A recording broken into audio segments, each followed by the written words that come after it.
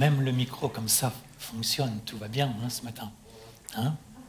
Les petits soucis sont oubliés et c'est vrai qu'on est heureux quand les choses se passent bien. Mais même quand ça ne se passe pas bien, je dirais c'est un petit défi. Combien de petits défis on a dans chacune de nos vies chaque jour? Ça peut être n'importe quoi, ça peut être une connexion Internet qui lâche, ça peut être 1000 choses. On est dans un monde tellement compliqué qu'il y a d'autant plus de dysfonctionnements qui apparaissent. Et on est reconnaissant pour la technique. Merci pour Elie et toute son équipe qui, quand il y a un petit déficit au niveau de la technologie, met tout en œuvre pour que les choses refonctionnent. Pour notre confort, pour une bonne audition. Et donc, soyons reconnaissants. Et Loïc priait il y a quelques instants avec Thierry aussi, nos frères et sœurs persécutés, qui n'ont pas peut-être le 10e ou le 50e de ce que nous on a en termes de capacité, de facilité, de YouTube, réseaux sociaux, prédication, Bible. Ils tiennent bon. Ils tiennent bon. Et nous, quelquefois, on savait d'ailleurs un petit peu l'objet finalement de cette prédication. Quelquefois, on est tellement vite perturbé par un petit grain de sable dans nos vies. Et de ce grain de sable, on en fait vraiment un caillou, voire même un rocher. Et ça nous empêche d'être pleinement heureux parce qu'on a l'impression que c'est de ce grain de sable ou de ce rocher que dépend notre vie. Mais en fait, ce n'est pas vrai du tout. Hein? D'où l'importance d'avoir des pensées, et là j'introduis ce que je voudrais partager avec vous, des pensées et des attitudes qui sont conformes avec celles de Jésus. Et s'il fallait donner un titre, peut-être ce serait « Marcher avec Jésus en étant conforme à ses attitudes ». Finalement, c'est lui notre modèle. Et ce sont les attitudes de Jésus que nous voulons avoir. Et souvent, il y a un gros travail dans chacune de nos vies pour nous débarrasser justement de ces attitudes, de cette manière de penser, de fonctionner. Mais le Seigneur a besoin de faire pour parler en termes un petit peu d'informatique, un grand reset. Vous savez, quelquefois, les ordinateurs, on efface à peu près tout pour avoir une mémoire qui soit libérée de dossiers, de lourdeur dans le fonctionnement de l'ordinateur. Et du coup, on refait ce qu'on appelle une mise à niveau partielle ou intégrale. Alors, soit on garde certains dossiers, et l'ordinateur se remet à neuf, mais il y a toujours les anciens dossiers qui sont là. Si ce sont des bons dossiers, tant mieux. Et quelquefois, l'ordinateur fait une mise à niveau intégrale, c'est-à-dire on repart à zéro. Il y a pratiquement l'ordinateur tel qu'il nous a été livré, mais je dirais dans son fonctionnement, il a enlevé, il a effacé tout ce que nous avons au fil des jours et des semaines et des mois mis dans l'ordinateur, les bonnes comme les mauvaises choses. Et quelquefois, on a besoin de ce reset, si j'ose dire, dans notre manière de penser. On va commencer par lire Éphésiens 4. Je vous encourage vraiment à lire le livre des Éphésiens. C'est un livre tellement intéressant. Et c'est le livre d'ailleurs que l'on va vous proposer d'étudier à partir du mois de janvier ou février dans les maisons vivantes. On était dans Jacques. Et le prochain livre qu'on a choisi, qu'on a souhaité étudier, en tout cas, c'est le livre des Éphésiens. Donc Éphésiens 4, à partir du verset 20 jusqu'au verset 24. Je ne lis pas les versets qui sont avant le verset 20, mais simplement ce qui m'intéresse, c'est à partir du 21. Mais enfin, voilà, la phrase commence comme ceci, donc je lis évidemment verset 20. Mais pour vous, ce n'est pas ainsi que vous avez appris Christ. Et donc, l'apôtre Paul relate simplement, mais vous relirez si vous le souhaitez, un certain nombre de mauvaises habitudes ou de mauvaises compréhensions. Mais voilà l'essentiel, donc à partir du verset 21.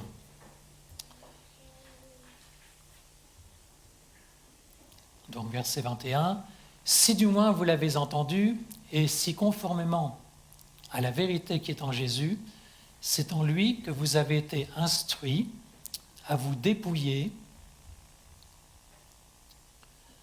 eu égard à votre vie passée, du vieil homme qui se corrompt par les convoitises trompeuse. À être renouvelé dans l'esprit de votre intelligence. Et finalement, verset 24. Revêtir l'homme nouveau, créé selon Dieu, dans une justice et une sainteté que produit la vérité. Voyez, au verset 23, il nous est dit être renouvelé dans l'esprit de votre intelligence. On pourrait dire dans l'esprit de votre compréhension, l'esprit de votre entendement, l'esprit finalement de ce qui tourne là-haut, dans chacune de nos têtes. Et il faut qu'il y ait ce véritable renouvellement. Autrement, nous allons vivre avec des pensées qui vont être personnelles et qui vont s'alimenter et qui vont produire éventuellement une forme de cercle vicieux autodestructeur finalement, parce que ce ne sont pas les bonnes pensées, celles que Jésus veut nous voir finalement exister dans notre vie. Alors c'est vrai que lorsqu'on donne sa vie à Dieu, on a un cœur nouveau. Toutes choses sont devenues nouvelles.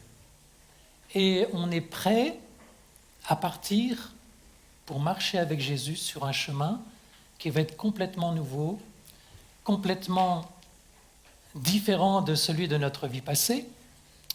Mais pour autant, et il faut en être bien conscient, et je pense que nous en sommes tous conscients, pour autant nos attitudes qui sont héritées finalement depuis le jour de notre naissance, eh bien elles sont toujours là.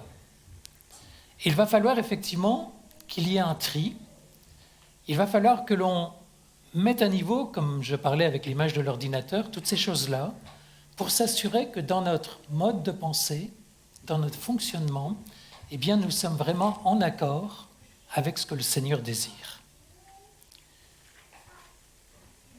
Sinon, quand nous allons faire face à un problème, eh bien, plutôt que d'avoir l'attitude qui correspond pour faire face au problème, la difficulté, ça va être davantage le problème lui-même, la taille que nous allons lui donner, l'importance qu'il va avoir dans chacune de nos vies, et non pas l'attitude qu'il convient d'avoir pour faire face à ce problème.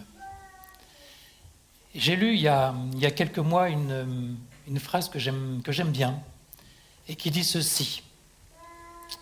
2 hommes dans une prison, peut-être vous la connaissez, qui regardent au travers des barreaux. Il y en a un qui regarde la poussière sur les barreaux.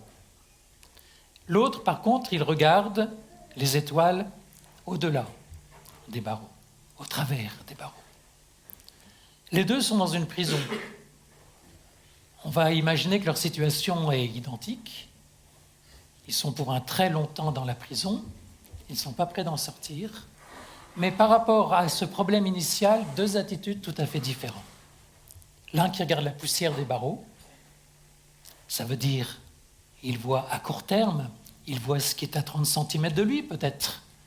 Mais l'autre, il est en perspective, il est en projet. Même si physiquement il est toujours coincé entre 4 murs, eh bien il regarde les étoiles au-delà des barreaux. Ça montre, je pense, comme notre attitude, notre mentalité est tellement importante. Alors bien sûr, ces attitudes, vous le savez bien, ont été façonnées par notre milieu familial, social, culturel, affectif. Et puis je dirais même notre personnalité, parce qu'on est tous avec une forme de tempérament particulier.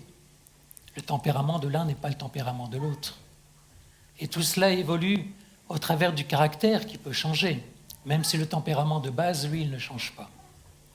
Et donc, on peut être amené à avoir des attitudes qui sont, alors pour citer des mauvais exemples, agressives, dominatrices, auto-justificatrices. Ça veut dire, on est toujours prêt à se justifier, vous savez, comme les enfants dans les cours d'école. C'est pas moi, c'est l'autre. C'est lui, c'est elle. Des attitudes dépressives, des attitudes timides, des attitudes dans lesquelles on est esclave en quelque sorte du candidaton. On attache plus d'importance à l'image que l'on donne plutôt que finalement la manière dont le Seigneur nous considère. Et on peut être un petit peu esclave de ces mauvaises attitudes.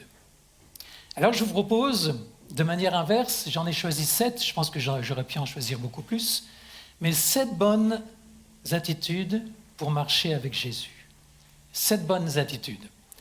Je vous les indique d'abord dans un premier temps, mais encore une fois, les 7 que je vais vous proposer de voir ensemble ne sont pas exclusives. Ça veut dire Jésus a tellement manifesté de bonnes attitudes qu'à mon avis, il y en a beaucoup plus que 7. Il y en a peut-être 8, 15, 20, 30. On peut en imaginer. Mais en tout cas, déjà, il y a du travail avec les 7 là. Et juste avant d'aller plus loin, on va lire dans Philippiens 2, 5, peut-être cet encouragement de la parole de Dieu pour nous aider finalement à voir les sentiments, les attitudes qui se trouvent en Jésus. Donc Philippiens 2, 5. Ayez en vous les sentiments, vous le connaissez ce verset, comme moi, qui étaient dans Jésus-Christ.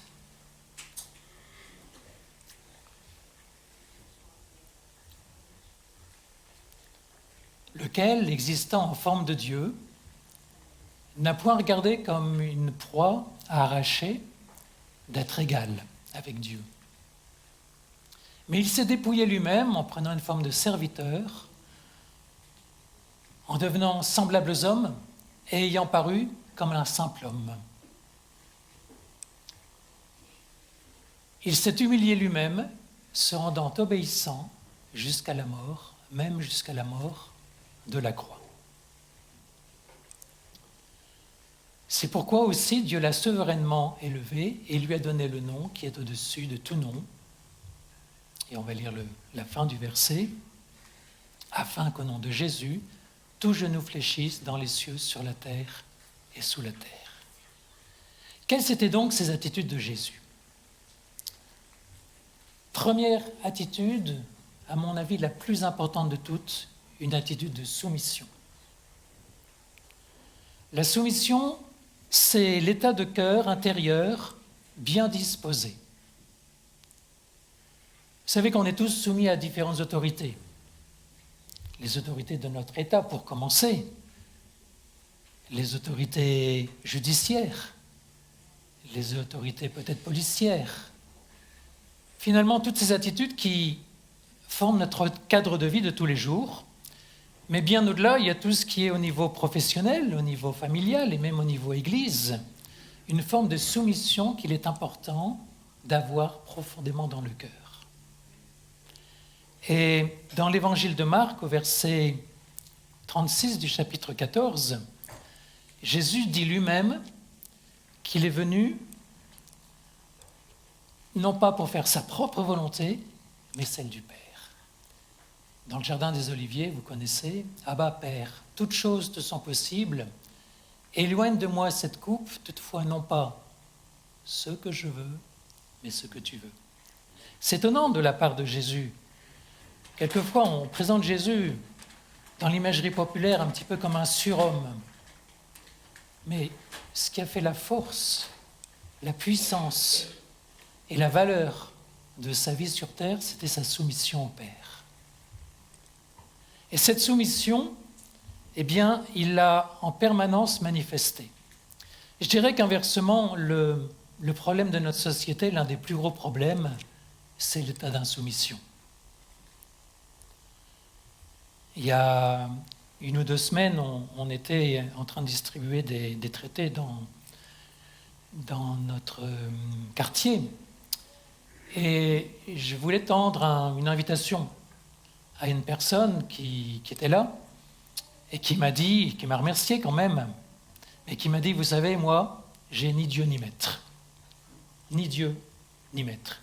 Donc ce que vous me dites, ce que vous me donnez comme invitation, ne m'intéresse en aucun cas, je suis mon Dieu, je suis mon maître.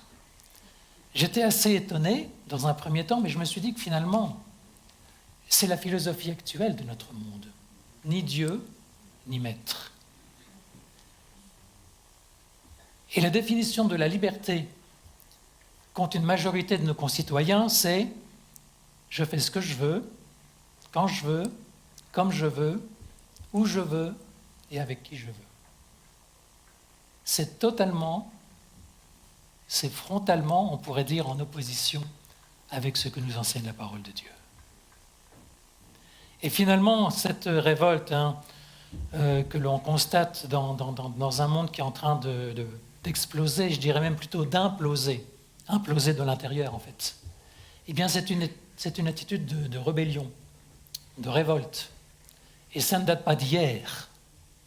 Dès les premières pages du livre de la Genèse, on voit cette révolte à la fois des forces sataniques et puis cette révolte dans le cœur de l'homme qui ne veut pas se soumettre. Et je dirais que le problème essentiel de notre époque, c'est ce que je pense en tout cas, c'est le refus de soumission, le refus de l'autorité. Et la question de l'autorité est un thème central dans toute la parole de Dieu. Si vous voulez comprendre la parole de Dieu, je vous encourage à étudier cette notion d'autorité. En prenant en compte la révolte céleste qui a eu lieu, mais en prenant en compte également ses conséquences aujourd'hui pour chacun de nous. Un monde qui se révolte contre son Dieu. Un monde qui n'est pas soumis à l'autorité de la parole de Dieu. Et je pourrais vous donner 10, 20, 30, 50 exemples, mais je pense qu'en écoutant, ou en m'écoutant, en tout cas, vous parlez de ce thème, vous avez des tas et des tas d'exemples qui vous viennent en tête, quotidiennement, jour après jour. Voilà, Jésus avait une attitude de soumission. Et la soumission entraînait, de manière tout à fait logique, l'obéissance.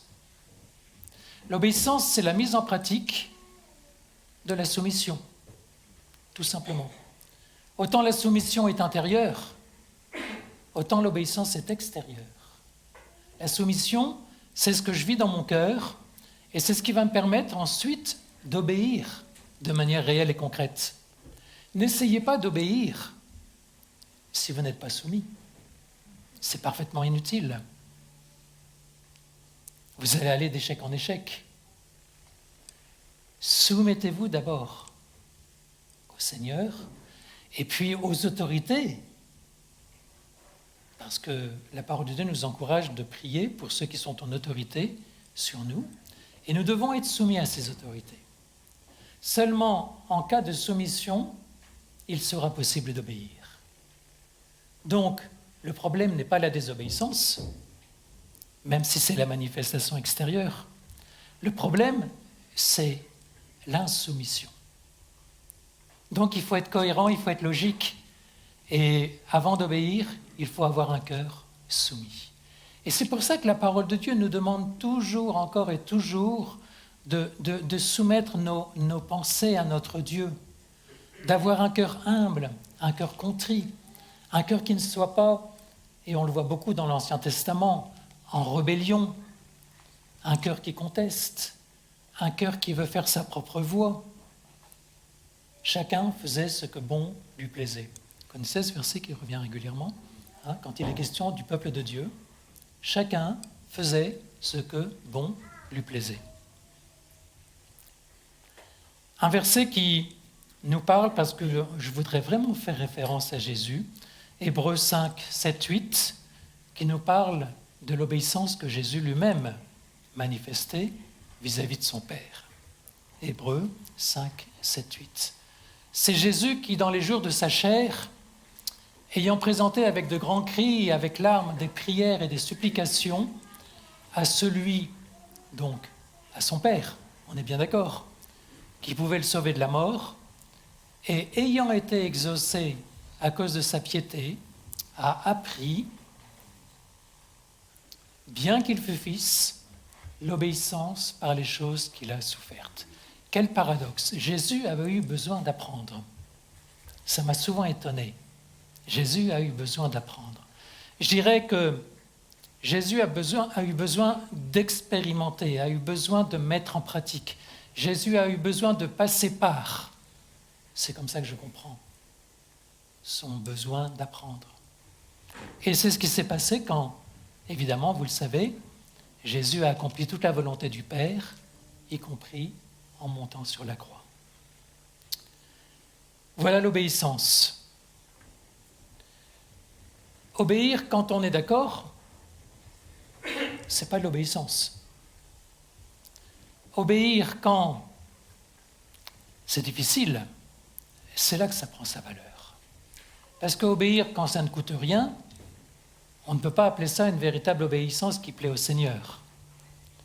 Mais l'obéissance prend toute sa valeur quand ma nature, mon envie, mes goûts, mes envies auraient plutôt envie de faire l'inverse. Mais comme je suis soumis au Seigneur, je lui dis « Seigneur », et comme le disait Jésus, non pas ce que j'ai envie de faire, mais « Seigneur, ce que toi tu veux ». Et donc du coup, je suis en capacité d'obéir. Et c'est là que l'obéissance prend toute sa valeur. Alors, d'autres attitudes que Jésus manifestait, mais que nous devons aussi manifester, eh bien, je dirais, c'est la confiance. Qu'est-ce que c'est la confiance ? Ça n'est rien de plus que la compréhension que notre obéissance, vous voyez, j'essaie d'aller d'étape en étape, que notre obéissance est finalement le mieux pour nous. Parce que nous n'avons pas un Dieu qui est là pour nous brider, nous brimer, nous punir. Et nous avons là un Dieu qui désire que l'on entretienne cette confiance de plus en plus avec lui. Et donc, obéir à Dieu renforce notre confiance, notre paix intérieure, notre sérénité. Par contre, être en décalage avec ce que Dieu désire, et le comprendre et le connaître et le savoir, et le refuser, eh bien, va créer en nous, en tant qu'enfants de Dieu, un sentiment, je dirais, d'inconfiance. Comment on peut appeler ça, le sentiment d'inconfiance, le contraire de la confiance? De défiance, oui, de méfiance, de défaitisme, d'insatisfaction. Pourquoi? Mais parce qu'on va être partagé. Je fais ce qui est bien, mais j'y arrive pas. Et ce qui est mal, j'ai pas envie de le faire, mais je le fais quand même. Tout ça pourquoi? Parce qu'il n'y a pas la confiance, il n'y a pas la sérénité. Et c'est pour ça que le Seigneur, au travers ou la parole de Dieu, en tout cas, nous dit « Garde ton cœur plus que toute autre chose ». Dans notre cœur, nous pouvons créer la confiance. Confiance liée à l'obéissance elle-même liée à la soumission. Vous connaissez la parabole des talents. Qu'est-ce qui s'est passé pour celui qui n'avait qu'un talent et qui l'a rendu tel quel en fait? J'ai eu peur. J'ai pas eu confiance. J'ai eu des doutes. J'ai pas osé. J'ai préféré me sécuriser à bon compte. Tiens, revoilà. Ton talent, tu me l'avais confié, je te le redonne tel quel. Rien n'a été produit. Rien de bon. J'ai eu peur, en fait. Et cette peur induit, et je crois que ça peut être très réel dans notre vie, l'idée d'un Dieu sévère, d'un Dieu exigeant, un Dieu qui nous en demande toujours plus, un Dieu qui ne serait jamais satisfait, un Dieu qui ne serait pas content de nous, parce que c'est vrai que quelquefois on n'est pas content de nous, mais ça gommerait en même temps tout ce que la parole de Dieu nous assure de son amour. La confiance est importante. Et donc la prochaine attitude que je voudrais rapidement définir, eh bien, c'est l'amour, marcher dans l'amour. Donc je ne vais pas m'étendre beaucoup, mais il ne s'agit pas d'un amour sentimental, d'un amour mièvre, mais d'un amour profond, d'un amour qui dit la vérité, d'un amour qui accepte d'être remis en cause ou de se remettre en cause. Et cette attitude d'amour, Jésus l'a manifestée, vous le savez aussi bien que moi, tout au long de sa vie. Je vais passer un petit peu plus vite. Une autre attitude qu'avait Jésus, l'humilité.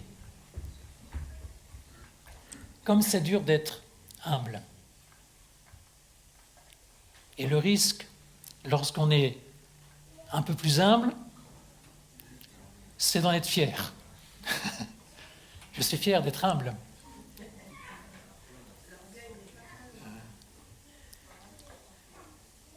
Et vous savez qu'il y a des fausses d'humilité. On peut paraître humble alors qu'effectivement on ne l'est pas. Mais on cache, on simule, on montre, on fait semblant. Et je pense que nous sommes passés maîtres dans l'art quelquefois de déguiser une forme de fierté en humilité. Je crois qu'on peut être fier de l'œuvre de Jésus dans nos vies. Et il faut pouvoir le dire. Amen. Le Seigneur m'a changé. Amen. Le Seigneur t'a changé, Loïc. Il continue. Il est en travail. Et vous savez, quelquefois, nous les chrétiens, on a des complexes par rapport au monde. Ce sont des mauvais complexes, bien entendu. Mais on se laisse intimider. Et on doit être fier de notre Dieu. On doit être fier de le représenter. On doit être fier de parler aux personnes autour de nous de Jésus. Ça n'est pas une fierté mal placée, ça. Être fier de Jésus. Être fier de ce qu'il fait dans ma vie. Et c'est tout à fait en accord avec la véritable humilité. On va lire dans Matthieu 20, 28, si vous voulez, juste un verset qui nous encourage. À la suite de Jésus, l'humilité vient du service. C'est ainsi que le Fils de l'homme est venu, non pour être servi, mais pour servir et donner sa vie comme la rançon de plusieurs. Comme la rançon de plusieurs. Pratiquons l'humilité. Sachons qui nous sommes. Nous sommes enfants de Dieu. Nous sommes fils et filles du roi. Mais en même temps, nous ne sommes pas arrogants. Nous ne sommes pas prétentieux. Et nous savons être à notre place, celle que Jésus nous donne. Alors, 2 attitudes encore, si vous voulez, l'attitude du pardon. Et Jésus en a abondamment parlé. Et il nous est recommandé de pardonner jusqu'à 70 fois, 7 fois. Ça fait 490, si je compte bien. Vous savez, il y a le 7 là-dedans, et il y a le 0 multiplicateur. Le 7, c'est l'accomplissement, c'est la perfection. Et le 0 multiplicateur, ça veut dire l'infini. On aurait pu dire 700 fois, 7000 fois. Peu importe. Ça veut dire pardonner encore et toujours. Et c'est ce que Jésus faisait. Il va pardonner, par exemple, à la femme adultère, tout en lui disant bien, ne pêche plus. Ça veut dire que le pardon est réaliste, mais il encourage. Dernière attitude, c'est une attitude de louange et d'adoration. Vous savez, la louange, c'est une action volontaire qui ne dépend pas des sentiments. Je choisis de louer Dieu. Si mes sentiments vont dans le même sens, tant mieux. Mais si mes sentiments ne vont pas dans le même sens, c'est pas grave, je continue quand même. Et je repense à Paul et Silas. Je ne sais pas trop s'ils avaient les sentiments pour louer Dieu. Mais au travers, vous savez, dans la prison, mais au travers de l'Esprit de Dieu en eux, ils étaient tellement remplis de la force et de la puissance du Saint-Esprit qu'ils louaient Dieu de toute manière. Peut-être qu'ils s'attendaient le lendemain à être exécutés, à être raccourcis d'une tête, si on peut dire, puisqu'ils étaient en prison. Et dans les prisons romaines, on ne plaisantait pas beaucoup à l'époque. Mais néanmoins, Paul et Silas louent leur Dieu, ils chantent des hymnes, des cantiques, et la puissance de son esprit, la puissance de l'Esprit de Dieu se manifeste. Alors maintenant, ça va être mon dernier point. Comment avoir ces bonnes attitudes ? Et il y a un mot très simple que la parole de Dieu nous invite à mettre en pratique, c'est « revêtez-vous ». On va lire dans Colossiens 3, versets 9 à 12. avec ce terme se revêtir. Et on va parler un petit peu des vêtements, rapidement en guise de conclusion. Colossiens 3, verset 9 jusqu'au verset 12. Ne mentez pas les uns aux autres, vous étant dépouillés du vieil homme. Et déjà, cette image du vêtement, vous étant dépouillés, ça veut dire ayant enlevé ce vêtement, cette seconde peau que vous aviez sur vous, vous l'avez enlevé. Vous étant dépouillés du vieil homme et de ses œuvres, ayant revêtu l'homme nouveau. Vous voyez, deux choses, se dépouiller, revêtir. On va parler un petit peu de ce que c'est se revêtir. Donc l'homme nouveau qui se renouvelle dans la connaissance selon l'image de celui qui l'a créé. Il n'y a ici ni grec, ni juif, ni circoncis, ni incirconcis, ni barbare, ni scythe, ni esclave, ni libre. Christ est tout et en tous. Ainsi donc, comme des élus de Dieu, saints et bien-aimés, revêtez-vous d'entrailles, de miséricorde, de bonté, d'humilité, de douceur, de patience. On a ici quelques-unes des bonnes attitudes dont nous avons parlé il y a quelques instants. J'ai fait une petite étude sur les vêtements. Je me suis dit, mais comment conclure sur les attitudes ? Et je me suis rendu compte que la notion de vêtements est extrêmement importante tout au long de la parole de Dieu. Le vêtement, il est extérieur à l'homme. Mais en même temps, s'il est ajusté, il se pose comme une deuxième peau. Et vous connaissez aussi tous les proverbes qui disent que l'habit ne fait pas le moine. Moi, je dirais quand même que d'une certaine manière, l'habit peut faire le moine. C'est-à-dire que les vêtements, et dans la mode actuelle, on essaie aussi de se singulariser, de s'identifier, de se personnaliser au travers des vêtements qu'on porte. Et toujours est-il que la parole de Dieu attache de l'importance aux vêtements. Donc vous connaissez l'histoire d'Adam et Ève, qui étaient nus, et qui, après avoir chuté, ont cousu des feuilles de figuier,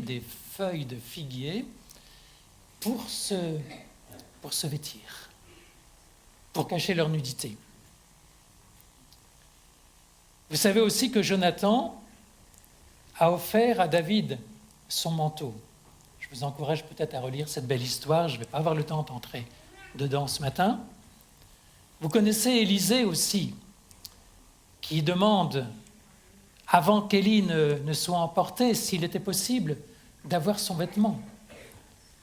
Élie avait un tel ministère, avait été tellement rempli de l'Esprit de Dieu que Élisée se dit, si je peux attraper son vêtement, je vais avoir quelque chose de sa force, de sa puissance. Vous connaissez aussi l'histoire du fils prodigue. Qu'est-ce qui lui arrive, le fils prodigue, quand il revient ? Alors qu'il avait des vêtements, mais on peut imaginer la qualité des vêtements du fils prodigue après ces années d'errance, de fuite, d'abandon. Le père lui donne un vêtement tout neuf, tout nouveau. Il y a tout le symbole de la vie nouvelle désormais. Et puis vous savez bien que si nous voulons entrer dans le royaume de Dieu, nous disent plusieurs paraboles, il faut qu'on soit revêtu d'un habit blanc. Si pas d'habit blanc, pas d'entrée. Donc il faut qu'on soit revêtu. Il faut qu'on soit habillé. Et je dirais que ces habits, ce sont toutes nos attitudes. C'est toute notre pensée. C'est tout notre fonctionnement intérieur que nous avons. Et nous pouvons, chaque matin, nous revêtir de bonne manière. C'est pour ça que c'est important, dans les premiers temps de la journée, de nous revêtir du Seigneur. Passons du temps à le rencontrer, parce que si nous sommes revêtus de bonne manière dès le matin, il y a de fortes chances qu'on le reste avec la grâce de Dieu tout au long de la journée. Mais si j'attends 22h30 pour dire je vais me revêtir du Seigneur, est-ce que ce n'est pas un petit peu tard ? Et je crois que de la même manière que chaque jour on se revêt de vêtements, chaque jour il faut à nouveau, encore et toujours, se revêtir de Jésus. Je ne vais pas vous donner de recettes pratiques pour le faire, parce que là on est dans la symbolique. Et vous savez, les symboles sont très forts.